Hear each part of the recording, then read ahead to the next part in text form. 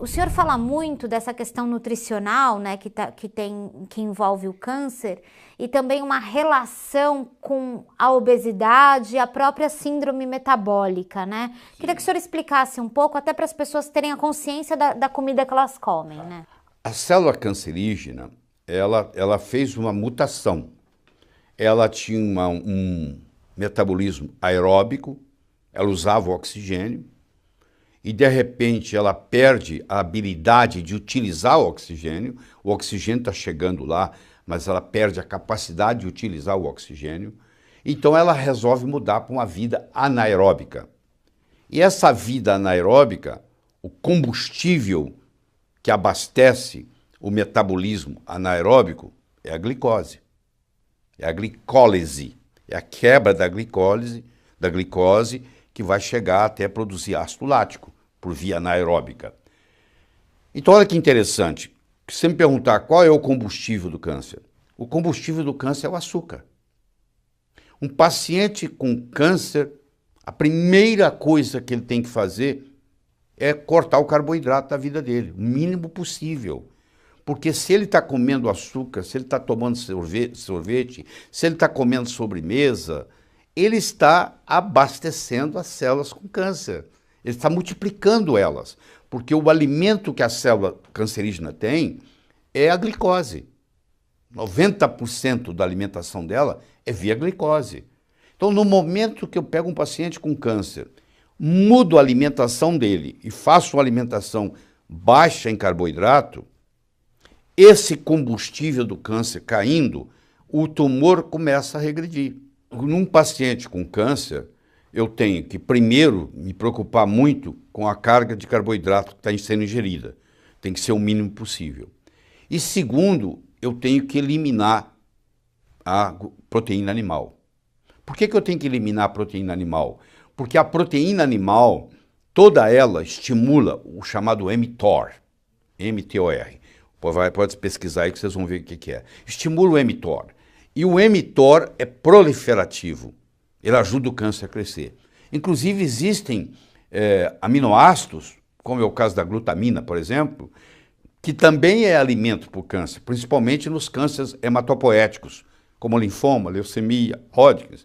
Eu não posso deixar o paciente fazer uso de glutamina, porque a glutamina, nesse caso, vai servir como alimento para a célula cancerosa também. Deixa eu fazer uma analogia, se você me permite. Você imagine você cortar todas as árvores da floresta amazônica e lá vai virar um deserto. Vamos pegar onças e macacos que moravam na floresta.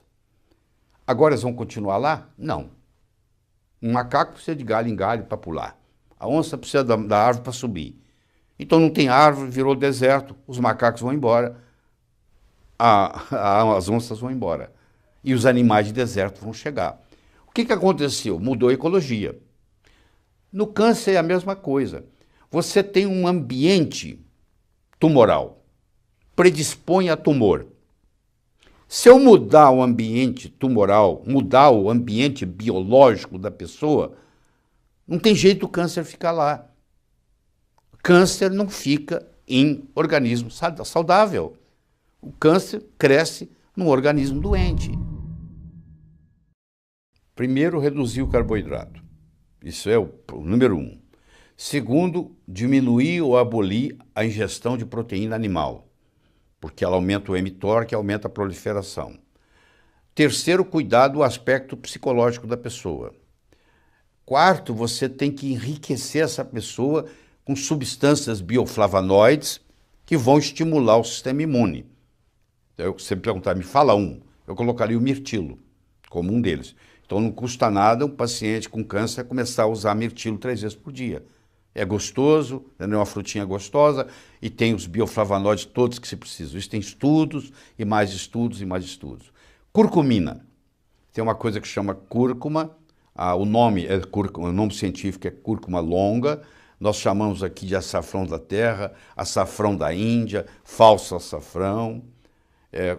Quando você come a comida hindu, o curry, que é o condimento, é a base de cúrcuma. A cúrcuma é muito interessante porque ela atua tanto nos 3 fases. ela bloqueia a iniciação, bloqueia a promoção e bloqueia a progressão. É muito difícil você encontrar um agente que atue nas 3 fases do câncer. Tem agente que ajuda só na iniciação, tem agente que ajuda só na promoção, tem gente que ajuda só na progressão. Por exemplo, estou na progressão aqui, eu vou para metástase. Se eu inibir a angiogênese, e tem substâncias naturais que inibem a angiogênese, e tem remédios sofisticados que inibem a angiogênese, na hora que uma célula dessa migra para um outro lugar, para construir uma colônia de metástase, quando ela chega lá, para ela sobreviver, ela tem que criar uma coisa chamada neogênese. Ela tem que criar novos vasos, tá? Para poder alimentá-la. Se eu bloqueio essa capacidade de neogênese, eu não consigo ter metástase. Então isso ajuda muito. Então entender que tem coisa que atua na iniciação, na promoção e na progressão. A cúrcuma, esse amarelo que você conhece, que você pode pôr em cima da comida, ou pode tomar na forma de cápsula, ela ajuda nos 3. Por que não você deixar um paciente com esse tomando cúrcuma? Tem trabalhos na literatura publicados, entendeu? Eu não estou sendo leviano a ponto de falar uma coisa que eu acho. Não acho nada. Está lá, pesquisas e mais pesquisas, mais pesquisas. A importância da cúrcuma longa no tratamento do câncer. Ele tem a promoção e ele tem a progressão. Aí, com essa progressão, vai surgir uma coisa chamada metástase. E a coisa vai ficando cada vez mais difícil. É possível tratar? É.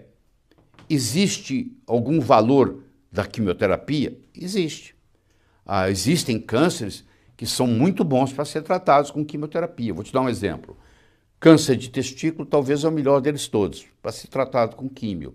Os linfomas em geral, a doença de Hodgkin, as leucemias, os chamados coriocarcinomas, que a mulher tem, que a córeo vem de placenta, é uma célula placentária que começou a evoluir, que acontece dentro do útero, né? Começa com uma mola hidatiforme e evolui. Então, nesses cânceres, a quimioterapia é muito interessante. Mas existem cânceres que a quimioterapia tem um efeito muito pequeno. Câncer de mama, câncer de próstata, câncer de cérebro, entendeu? Câncer de intestino não tem tanto efeito quanto um linfoma, quanto uma leucemia, quanto uma doença de Hodgkin, quanto um câncer de testículo. Então, eu tenho que fazer o que for melhor. Tem casos onde a quimioterapia vai ser interessante. Tem casos onde a cirurgia vai ser interessante. Se eu tenho um tumor que está crescendo e está comprimindo uma área nobre, eu vou lá e tiro esse tumor, faz diferença na sobrevida.